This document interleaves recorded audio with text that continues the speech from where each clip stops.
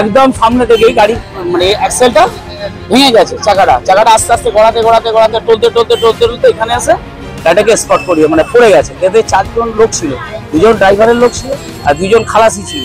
সবাইকেই মোটামুটি বার করা গেছে, কিন্তু একজন মনে হচ্ছে একটু সিরিয়াস অবস্থা আছে, এখানে তাকে রাখা হয়েছে। আর বাদ বাকি 2 জনকে বার করে দেওয়া হয়েছে আর একজনকে হসপিটাল পাঠানো হয়েছে। এই অবস্থা এখন। আর এইখানে যে ধরনের ঘটনা, এখানে একটা মুড়ির দোকান, প্রচুর লোক দাঁড়ায় বিক্রি। এখানে ঠাকুর মন্দির, এটা বাবরির লরি, লোড লরি, হ্যাঁ লোড ছিল, ওভারলোড না লোড ছিল। কিন্তু গাড়িটা যে পরিস্থিতি, এখানে যদি আজকে একটা ভয়ানক ঘটনা ঘটতোই, এখানে যা রাস্তার অবস্থা এখন বর্তমানে এই জায়গাটা না মানে গর্ত মতো হয়ে আছে। এই গর্ত মতো থাকার ফলে কি হয়, যে কোনো মুহূর্তে অ্যাক্সেল ভেঙে যেতেই পারে, যা লোড আছে অত সামলাতে পারেনি।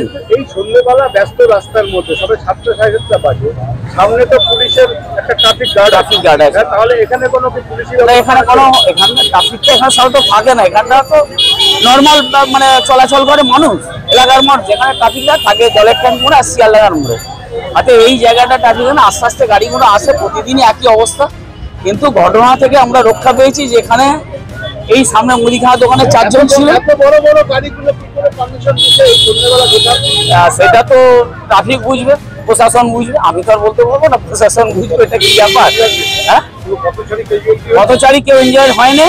এখানে মুড়ির দোকানে প্রচুর লোক দাঁড়া, তারা আজকে ঠাকুরের কৃপায় এখানে দোকানটা বন্ধ ছিল। আর এই মুদিখানার দোকানটা, যেটা এই দোকানটার সামনে 4 জন ছিল মহিলা, তাদেরকে খুব সেফ করে গাড়িটা, তাদেরকে বাঁচিয়ে গাড়িটা পড়েছে, এই অবস্থা।